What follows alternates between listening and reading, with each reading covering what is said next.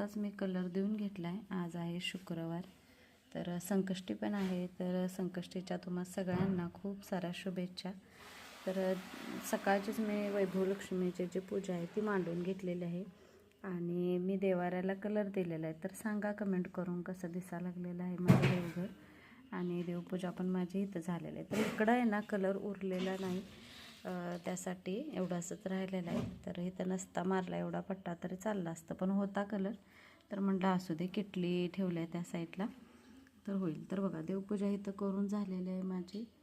आणि आज शुक्रवारची रांगोळी तर कसे दिसते सांगा. आणि पूजेत काही चुकीचं असलं तरी ते पण मला सांगा. आता 3 वर्ष तर झाले मी करतोय वैभवलक्ष्मी व्रत, म्हणजे हे तिसऱ्यांदा आहे.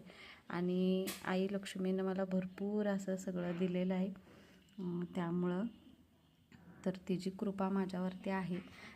तर हे कशावरनं कळते की आपल्या दारात बघा जेव्हा लाल गुलाबाचं फूल असू दे किंवा जास्वंदी असू दे, काय पण असू दे, हे माझं मानणं आहे.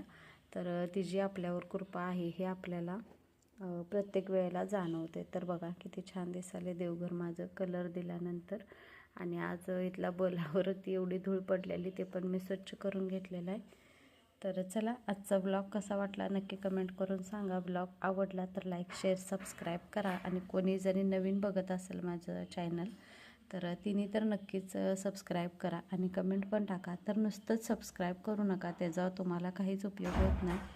तर तुम्हाला जे बेल आयकॉन आहे ते क्लिक करायचं आहे, म्हणजे जेणेकरून तुम्हाला माझे जे रोजचे व्हिडिओ पडतात तर ते तुम्हाला बघायला मिळतील.